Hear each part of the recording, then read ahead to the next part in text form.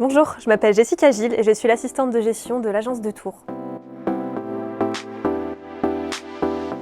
J'aimerais vous parler de mon parcours dans ma démarche de reconnaissance en tant que travailleuse handicapée dans le cadre de la Semaine européenne pour l'emploi des personnes handicapées.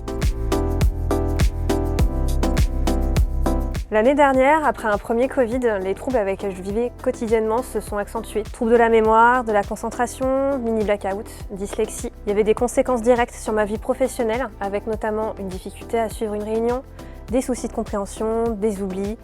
Je me lasse très rapidement de mes missions, j'ai besoin constamment de nouveautés, je ne tiens pas en place et je procrastine. Mais aussi personnellement dans mon quotidien, je perds tout le temps. J'ai des troubles du sommeil, une anxiété quotidienne, une hyperémotivité, une surcharge mentale, une pensée en arborescence et je suis vite distraite, y compris lorsque je conduis. Je gère mal mes émotions, je saute du coq à l'âne. Bref, la liste est longue.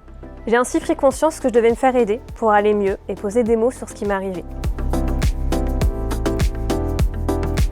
Afin d'éviter l'autodiagnostic, j'ai préféré faire appel au corps médical. J'ai consulté dans un premier temps mon médecin traitant, qui m'a délivré une ordonnance pour poursuivre mes recherches avec un neuropsychologue, puis un psychiatre. Aujourd'hui, le diagnostic est toujours en cours, mais je poursuis mes rendez-vous médicaux pour poser enfin le bon diagnostic.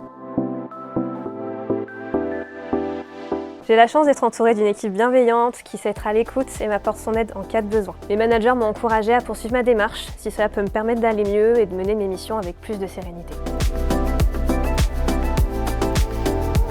Tu peux t'adresser à Emmanuelle Touzard, experte sur le sujet et référente handicap au sein du groupe. Elle accompagne l'ensemble des collaborateurs qui souhaitent entamer une demande de reconnaissance de travailleurs handicapés. Qui sait, une aide ou un dispositif est peut-être déjà en place pour permettre de travailler et vivre ton quotidien plus aisément.